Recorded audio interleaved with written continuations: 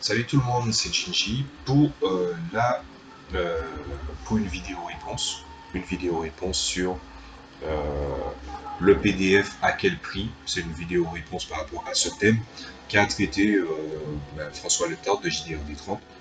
Et je me suis dit, je vais apporter une réponse en vidéo, mais je vais essayer de faire court tout en apportant mon avis.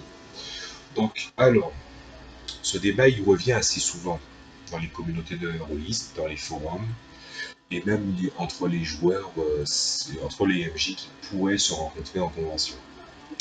Et du coup, je me suis dit, je vais apporter mon avis, je vais apporter ma réflexion là-dessus, et en même temps, pourquoi pas, je vais essayer de mettre en avant pour expliquer ce qui est bien, ce qui n'est pas bien, sur chaque les avantages et les inconvénients des supports, mais je vais aussi parler de ce que dans les faits apportent les deux supports. Voilà.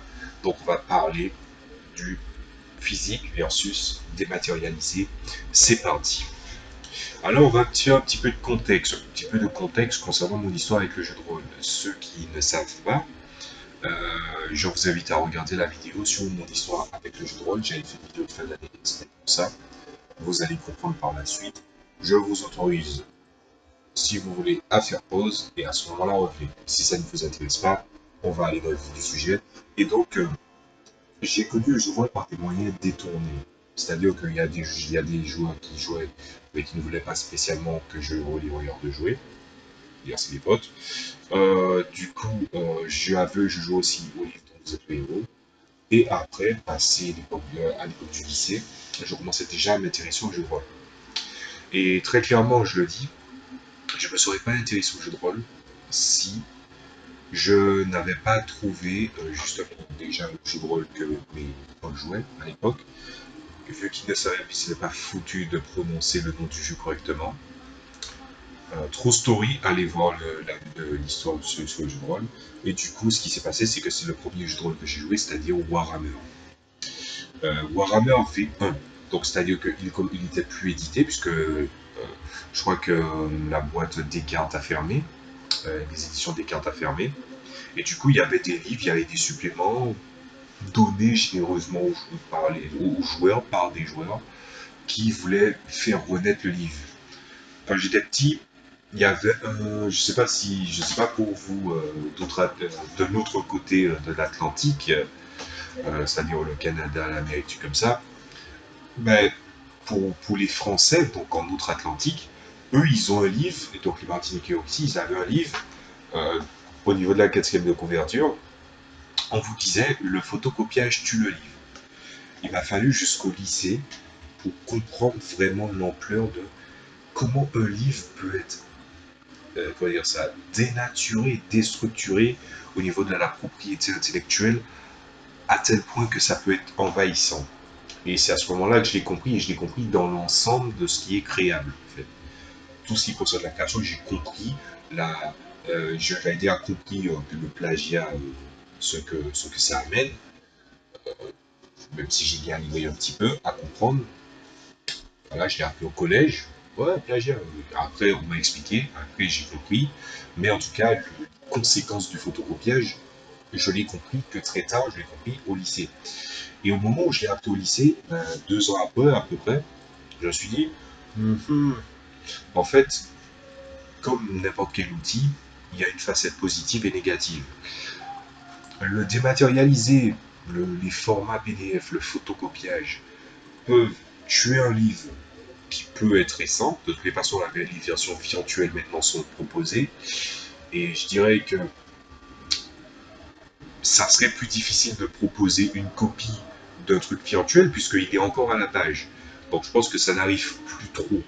Même si, bon, il y a toujours 2-3 saumons qui vont à contre-courant. Voilà. Mais pour un livre dont l'éditeur est mort, par exemple, je le montre quasiment toutes les 3 vidéos, mais je le montre quand même. Par exemple, le W System de luxe, ben, je l'ai acheté, comment dire ça, je l'ai acheté sur un site qui s'appelle Midi Bazar, hein, voilà, en déstockage, et l'éditeur est mort. par exemple. L'éditeur, on fait pas l'éditeur est mort, mais la boîte a fait faillite. Et donc, du coup, des gens se mettent à proposer des PDF de la version de base. Le Deluxe, non. La version de base, j'ai quand même conseillé à un ami de l'acheter. Et je lui ai dit, fais attention, ce truc-là, il va prendre de la valeur. Je sais pas pourquoi j'ai mis le doigt sur le sein. Ce n'est pas du tout un geste sexiste. Oubliez. Voilà. Je pète complètement les plombs. Et du coup, je me suis dit, il faut que tu achètes ce livre parce que je pense qu'il va être difficile à trouver.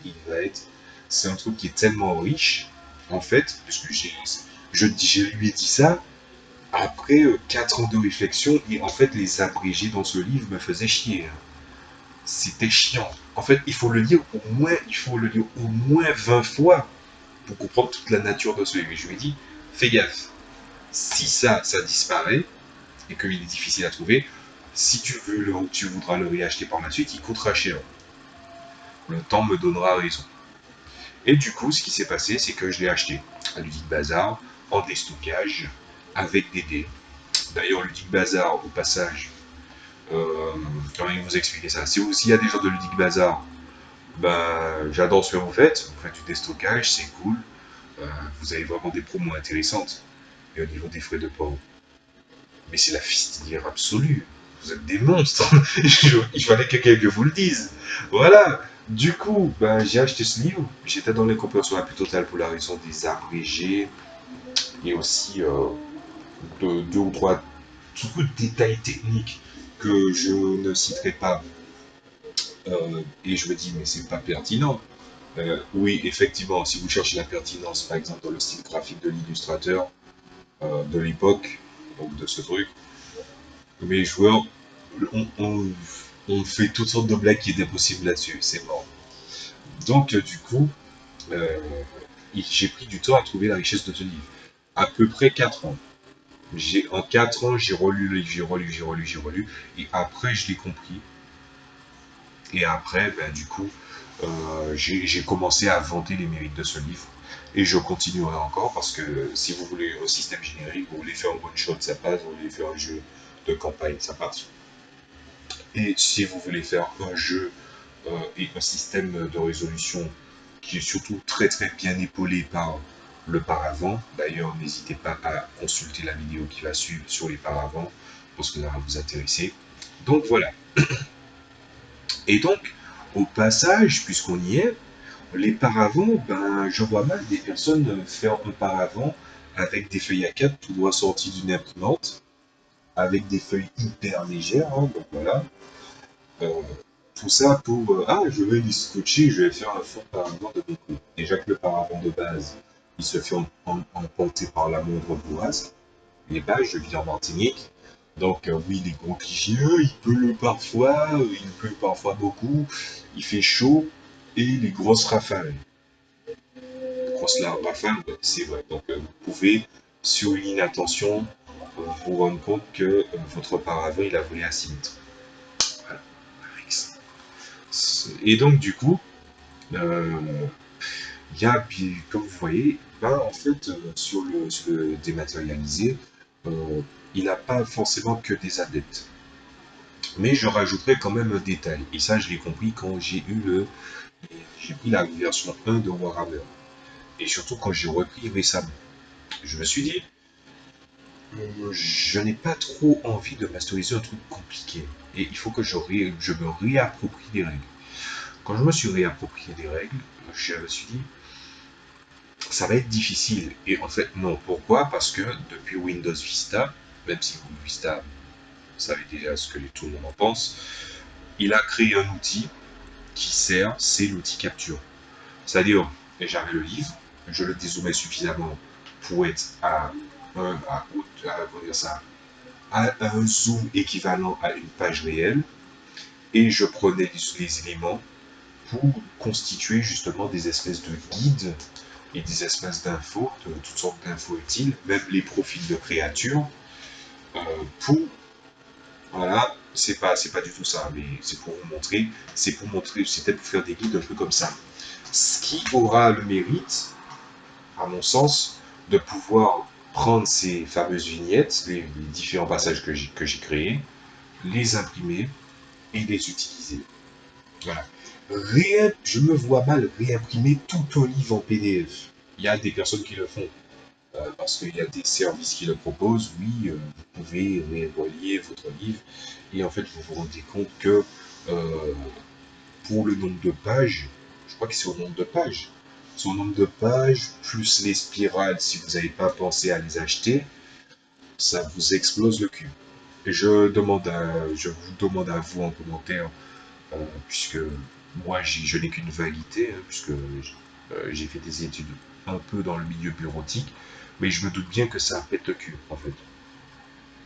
Et donc du coup, recopier tout un livre, réimprimer tout un livre, ben oui, très clairement, parce que si vous le faites de votre côté, ben, niveau cartouche jambes, il faut être préparé, parce qu'un livre de règles, par exemple celui-là il fait 83 pages, le reste de la plupart des livres de règles, à titre de comparaison, je vous montre un truc qui a l'air plus ou moins équivalent, c'est pas un truc de livre de règles de jeu de rôle, hein. C'est la V8 de la du Wargame Warhammer 40. Donc voilà, par exemple, je vous montre ce XV15 Stealth, voilà, avec les effets de lumière, tout ça, bon, vous ne voyez pas trop la couleur, surtout que c'est des couleurs assez spéciales que j'ai choisies, qui, à quoi la lumière blanche ne rend pas honneur, mais un livre de règles, c'est à peu près ça, de base, pour le jeu de rôle. Les suppléments, c'est soit divisé par deux, soit vraiment cette taille-là, soit tout simplement des espèces de petits fascicules ou des petits qui ne fait pas plus de 100 pages. Imaginez que vous avez tout ça à imprimer. Donc imaginez le nombre d'encre que vous avez gaspillé. À ce moment-là, vous dites non mais c'est abusé, ça va coûter cher. Et à ce moment-là, je vous demande d'avoir la même logique si vous allez dans un service d'imprimerie pour justement imprimer puis relier. Le livre en PDF vous revient moins rentable que le livre des règles. Par exemple, le livre que je vous ai présenté là, c'est aux alentours de 45 euros, donc si je ne me trompe pas. Et du coup, en fait, c'est le prix d'un manuel de jeu de rôle aussi. Et à ce moment-là, si la reliure elle est belle, donc c'est justifié, vous voyez, c'est beau, c'est solide, ça tient la route. Vous savez que si vous l'entretenez bien, ça va. Il y a aussi le marqueur de page, le fameux petit ruban rouge hein, qui fait plaisir aux doigts. Ben, c'est déjà pas mal. Alors que si vous le reliez, vous reliez ça avec des feuilles A4. Bon, après, vous pouvez les prendre plus épaisses, ça dépend de la marque, mais il y a des plus épaisses que d'autres. Et que, en fait, si vous êtes comme moi, vous détestez les spirales, mais c'est votre pire ennemi. Dès qu'il y a des anneaux, des spirales, vous aimez pas ça. Voilà. Il y a des moments où ouais, je me prenais la tête avec des professeurs. Ouais, mais Jean-Jacques, en fait, oui, euh, j'ai demandé au classeur, pas une pochette à rabat. Et moi, je répondais à la dame, oui, je sais ce que vous avez demandé. Mais dans les faits, les anneaux se pètent vite. Plein de raisons. Voilà. Et que oui, il y a certains qui préfèrent oublier ces classeurs de temps en temps pour ensuite mettre les coups et après peut-être les perdre. Mais au moins dans une pochette à rabat, ben, j'ai des plus consultés au-dessus et les moins consultés en dessous. Mais au total, j'ai toutes les pages. Et du coup, tous ces débats-là, je l'ai eu, surtout avec enfin pas des débats, mais des discussions vite fait comme ça pour expliquer que non, je déteste les classeurs et je préfère les pochettes. Voilà, élastique, rabat, et c'était fini. Donc, si vous prenez ça en compte, ben, et sans parler du fait de l'anneau ça coûte cher. Enfin, pas l'anneau, mais les espèces de spirales plastiques pour relier les livres, ben, ça coûte pas cher. Voilà. Mais vous vous rendez compte que vous avez un livre de piètre qualité, vous avez peut-être fait aussi une protection en plastique qui fait son taf, mais au final, les pages sont pas agréables. Un truc à spirale n'est jamais à l'abri de quelqu'un qui n'est pas patient de mal tourner les pages et donc de déchirer. Et donc, vu que c'est relié, vous allez galérer à les mettre. Et que surtout, si vous n'avez pas pris en compte la marge pour perforer, tout ce que je vous dis là relève de choses que j'ai vues en bureautique, au secrétariat, ou ce genre de choses-là. Il faut que vous la preniez en compte. Et vous vous rendez compte que l'immatériel, si vous voulez le rendre physique, ça n'est pas rentable. Ce n'est pas rentable du tout. À ce moment-là, c'est quoi? Doit-on admettre que le physique est au-dessus? Certaines personnes arrêteront le débat à ce moment-là, et moi je dis non. Vous pouvez prendre un PC et consulter votre livre sur votre PC. Et bien sûr, malheureusement, c'est là où tombe le piège de ceux qui sont dans le jeu de rôle, mais qui veulent trop laisser ambiance jeu de rôle, vous voyez, l'imagerie du jeu de rôle, c'est-à-dire le MJ un peu habillé de manière RP derrière son paravent, et voilà, avec justement des dés ou ce genre de choses-là. Sachez que les temps changent. Les temps changent et il faut s'il y a un truc qu'on m'a appris justement dans l'école d'art et en général, c'est que les temps changent, mais quand vous avez envie de raconter quelque chose, ou présenter un propos, ou exprimer une émotion en art, l'outil n'est pas important. Vous ne pouvez pas forcément vous focaliser sur un seul outil. Vous pouvez tous les utiliser de manière différente. La question, c'est l'affinité. Et ne vous arrêtez surtout pas à l'imagerie du jeu de rôle. Effectivement, il y a une définition différente de ce qu'est le jeu de rôle, du moins au niveau de ce qui est présent à la tablette.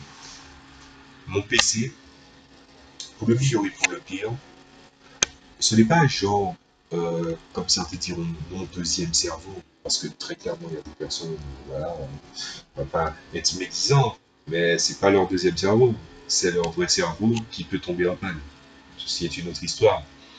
Mais dans mon cas, mon PC, c'est pas cher de ma chère.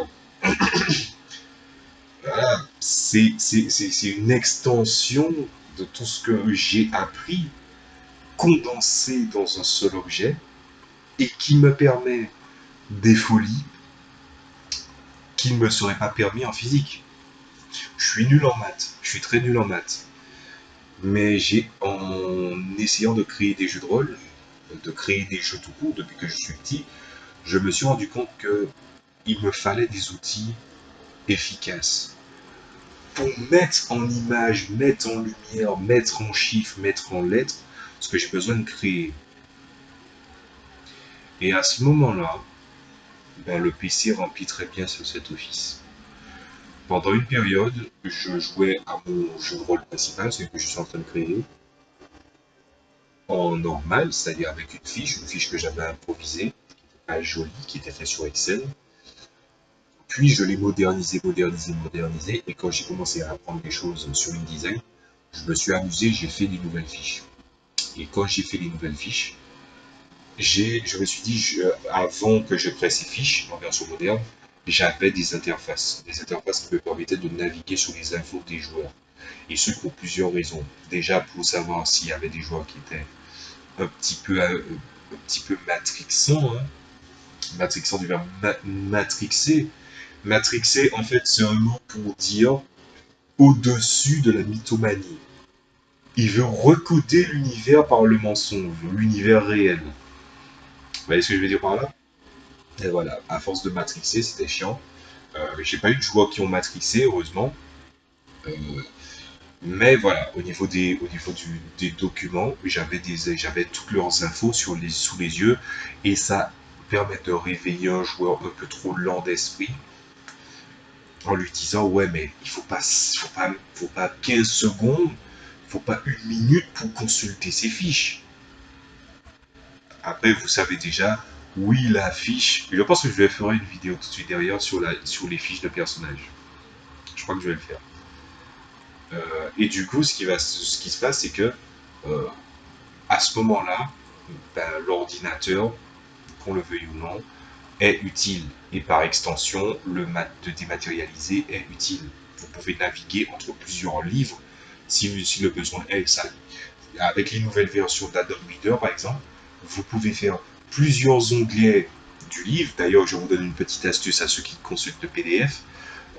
Ma petite astuce à moi, c'est que je duplique les PDF. Je duplique le même livre de règles au moins 2 fois. Donc j'en ai 3. Et du coup, ce qui se passe, c'est qu'il y a 3 onglets, 3 documents exacts, à des pages différentes. Donc une sur la première rubrique, par exemple création de personnage, une sur les phases de combat et une sur les infos de MJ, par exemple, dans le cas de Warhammer. Et aussi, vous pouvez tout simplement, au lieu de les mettre dans un seul onglet, les déplacer, les retirer, et ils font des documents à part. Donc, regardez la maniabilité que donne l'objet. C'est vrai qu'il peut avoir une perte de pertinence à partir du moment où, par exemple, quand on vous donne le document donne des onglets, il ne correspond pas à la page désignée, ben, ça peut vous fatiguer. Mais très clairement, les logiciels de lecture se modernisent de plus en plus pour non pas faire un confort, un simulacre de livre. Par exemple, les liseuses, ils font un simulacre de livre. Hein. Ils ont pas, je tourne les pages, ah c'est cool. Non, ils veulent vraiment mettre de la maniabilité et surtout de l'ergonomie. N'oubliez jamais ça quand vous allez vous poser la question qu'est-ce qui est important entre le physique et le dématérialisé. Ma réponse est claire là-dessus. Les deux se valent, mais pas pour les deux se valent, mais pas pour les mêmes raisons. Vous n'aurez pas les mêmes façons d'interagir avec. À défaut, je vous dis, les deux sont viables. Ayez les deux. Pas forcément du même livre, mais je veux dire, en général, il ne faut pas que vous rejetiez un et vous acceptez l'autre. Il faut que vous le preniez tous en compte. Et c'est à vous, MJ, de composer avec. Et ça va vous sauver la mise. Ça va vous sauver la mise et vous allez être très très surpris par la suite de comment en fait vous êtes passé de quelque chose qui justement vous aurait été très utile. Voilà. Bah, je crois que j'ai à peu près tout dit. Normalement, je fais une conclusion, donc je vais essayer d'en faire une. Ma conclusion, c'est le livre est mort. Non, le livre ne mourra pas. Je pense que si je parle dans mon cas, la France est un des plus gros lecteurs, un des plus gros consommateurs de livres au monde.